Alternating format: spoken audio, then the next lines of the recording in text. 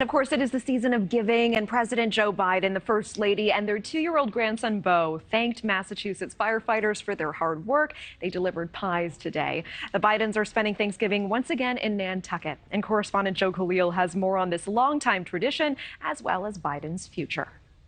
And Natasha, President Biden's going to be spending his holiday like many Americans do with his family. Now, they're going to Nantucket, which is a bit of a tradition in the Biden family. They've been doing that almost every year since 1975 on Thanksgiving.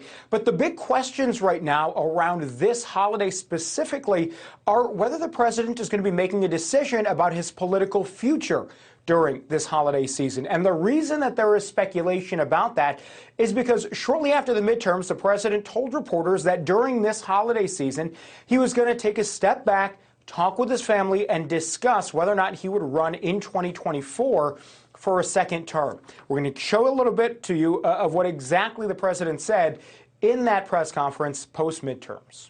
My judgment of running when I announce, if I announce, my intention is that I run again, but I'm a great respecter of fate, and this is ultimately a family decision. I think everybody wants me to run, but we're going to have discussions about it.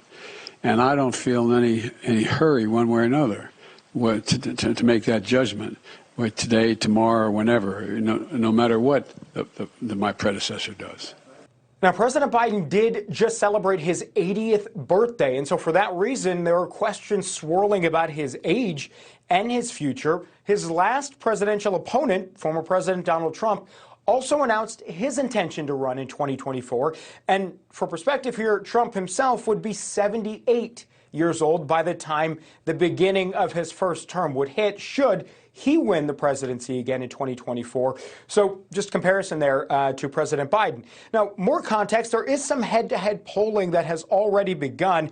Still very early, but 538 Politics averages of polls show that head-to-head Biden performs better against Trump than he does against Florida Governor Ron DeSantis. Biden edges out Trump in most polls, but he's trailing in many polls to DeSantis, who's largely considered to be Trump's biggest Republican competitor for the nomination.